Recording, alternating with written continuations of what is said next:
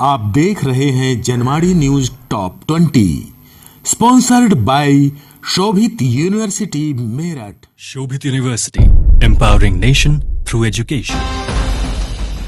नमस्कार, स्वागत है आपका जनवाड़ी डिजिटल न्यूज की दुनिया में। मैं हूं आपके साथ अजीत आनंद। आइए नजर डालते हैं दिन भर की खास खबरों पर।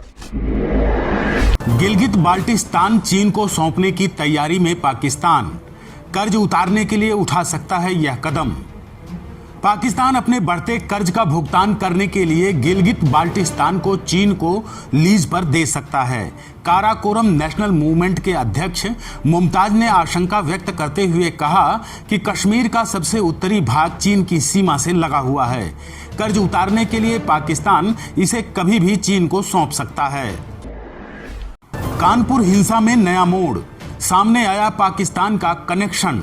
मोबाइल टावरों का डाटा खंगालने के दौरान हुआ चौंकाने वाला खुलासा। कानपुर में हुए बवाल का कनेक्शन पाकिस्तान से जुड़ रहा है। बवाल के दौरान एक फोन नंबर से लगातार पाकिस्तान में कॉल चल रही थी। वह नंबर हिस्ट्री शीटर अतीक खिचड़ी का था। अतीक बवाल के बाद से फरार है। एसआईटी की जांच में अब तक 2 बिंदु सामने आए हैं। पहला, भारत की बदनामी, दूसरा, हिंदुओं की बस्ती चंद्रेश्वर हाता खाली कराना था। महाराष्ट्र में अभी भी जारी है सियासी घमासान। एकनाथ शिंदे के साथ 42 विधायकों की तस्वीर आई सामने। महाराष्ट्र में अभी भी सियासी घमासान जारी है। शिवसेना नेता एकनाथ शिंदे के साथ 42 विधायकों की तस्वीर सामने आते ही हलचल मच गई। फिलहाल उद्धव ठाकरे परिवार सहित देर रात्रि में ही सीएम आवास खाली कर मौतोश्री शिफ्ट हो गए हैं। मंत्री सत्येंद्र जैन और नवाब मलिक को बर्खास्त करने के लिए याचिका। सीजेआई करेंगे सूचीबद्धता पर फैसला। जेल में बंद दिल्ली सरकार के मंत्री सत्येंद्र जैन और महाराष्ट्र के नवाब मलिक को बर्खास्त करने की मांग को लेकर सुप्रीम कोर्ट में एक जनहित याचिका दायर की गई है। इस पर सुप्रीम कोर्ट ने कहा है कि इस याचिका को प्रधान न्यायाधीश की पीठ के समक्ष रखा जाएगा। इसके बाद यह सूचीबद्ध होगी। शैलजा सिंघवी कांग्रेस कार्य समिति में शामिल। यूपी के पूर्व पार्टी अध्यक्ष लल्लू को भी मिली जगह। पूर्व केंद्रीय मंत्री कुमारी शैलजा और कांग्रेस के राष्ट्रीय प्रवक्ता अभिषेक मनु सिंघवी को कांग्रेस कार्य समिति का सदस्य बनाया गया है। संगठन महासचिव केसी वेणुगोपाल के अनुसार उत्तर प्रदेश कांग्रेस कमेटी के पूर्व अध्यक्ष अजय कुमार लल्लू को कार्य समिति का विशेष आमंत्रित सदस्य और पूर्व केंद्रीय मंत्री टी सुब्बारामी रेड्डी को स्थायी आमंत्रित सदस्य बनाया गया है। बीते 24 घंटे में कोरोना के 13,313 नए मरीज मिले। इस दौरान 38 मरीजों की हुई मौत। देश में बीते 24 घंटे में 13,313 कोरोना के नए मरीज मिले हैं। इस दौरान 38 संक्रमितों की मौत हो गई है। केंद्रीय स्वास्थ्य मंत्री मनसुख मंडाविया ने बढ़ते मामलों पर विशेषज्ञों की कोर कमेटी के साथ एक उच्च स्तरीय समीक्षा बैठक भी की है।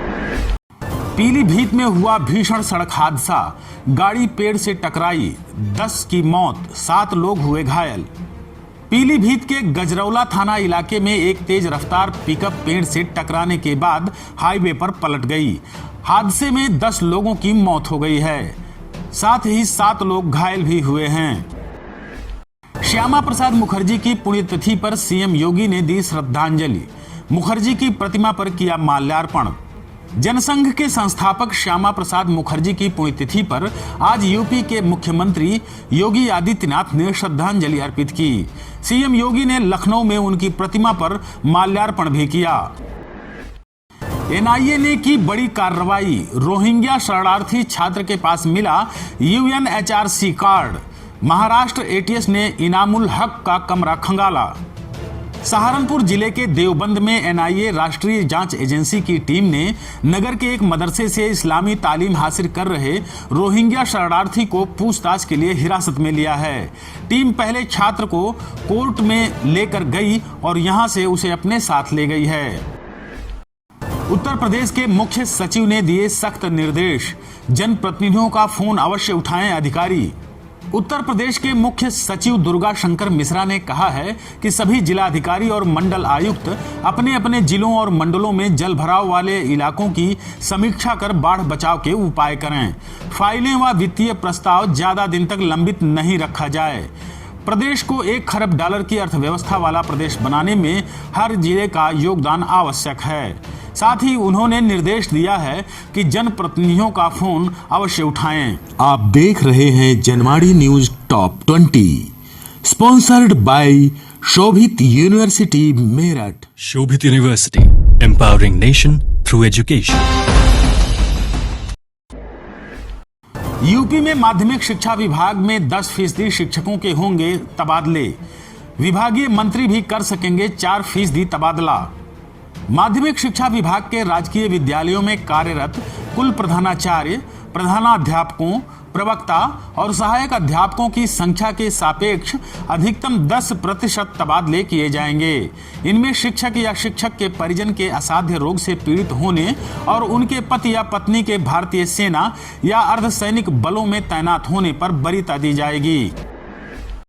बागी विधायकों से संजय राउत ने की अपील, बोले मुंबई आकर बात करो, महाविकास अघाड़ी भी छोड़ देंगे। शिवसेना नेता संजय राउत ने कहा है कि विधायकों को मुंबई आकर बात करनी चाहिए, वे सीएम से इस पर चर्चा करें।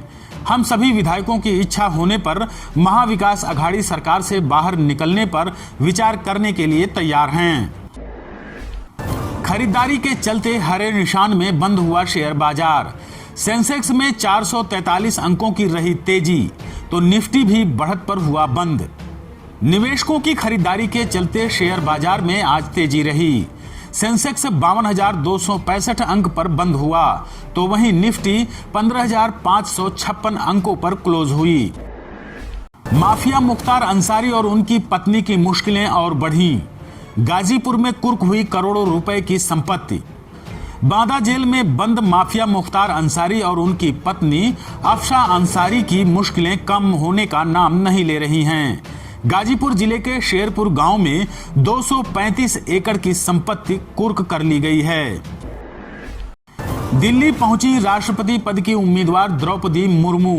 प्रधानमंत्री नरेंद्र मोदी और गृह मंत्री अमित शाह से की मुलाकात। राष्ट्रपति पद की प्रत्याशी द्रौपदी मुर्मू आज दिल्ली पहुंच गईं। यहां उन्होंने प्रधानमंत्री नरेंद्र मोदी और केंद्रीय गृह मंत्री अमित शाह से मुलाकात की। मुर्मू कल यानी शुक्रवार को नामांकन दाखिल करेंगी। राष्ट्रपति पद के लिए उनका मुकाबला विपक्ष के साझा उम्मीदवार यशवंत सिन्हा से होगा। मेरठ के मामेपुर में एमडीए ने की बड़ी कार्रवाई। अवैध रूप से बनाई जा रही कॉलोनी पर चला बुलडोजर। मेरठ जिले के गंगानगर थाना अंतर्गत मामेपुर में अवैध रूप से बनाई जा रही कॉलोनी पर मेरठ विकास प्राधिकरण ने बुलडोजर चलाया है।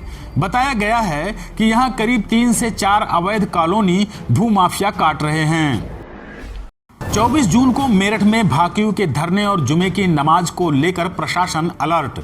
जिले की सीमाओं पर भारी फोर्स की रहेगी तैनाती, एसएसपी ने दिए निर्देश। मेरठ जिले में 24 जून को भारतीय किसान यूनियन का धरना प्रस्तावित है। शुक्रवार होने के कारण जुमे की नमाज भी होनी है। ऐसे में प्रशासन हाई अलर्ट घोषित कर दिया है। एसएसपी प्रभाकर चौधरी ने जिले में शांति व्यवस्था कायम रखने के लिए कचहरी और जिले के बॉर्डर पर भारी फोर्स तैनात करने के निर्देश दिए हैं। सहारनपुर में खनन माफिया हाजी इकबाल पर दुष्कर्म का मुकदमा दर्ज। फिलहाल पुलिस की पकड़ से बाहर हैं हाजी इकबाल। सहारनपुर के खनन माफिया हाजी इकबाल पर मिर्जापुर थाने की पुलिस ने पोस्को एक्ट के तहत दुष्कर्म का मुकदमा दर्ज किया है। बता दें, हाजी इकबाल पर काली कमाई के जरिए अकूत संपत्तियां इकट्ठा करने का आरोप है।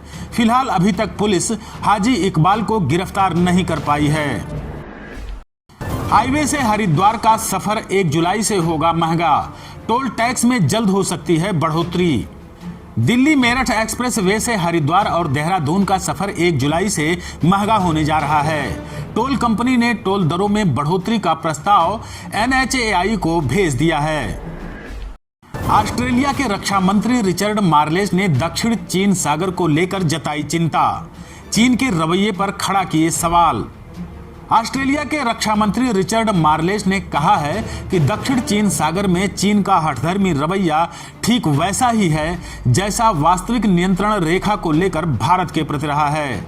मार्लेस ने कहा कि हम भारत की संप्रभुता के साथ मजबूती से खड़े हैं। आप देख रहे हैं Janwadi news top 20, sponsored by Shobhit university Meerut. Shobhit University, empowering nation through education.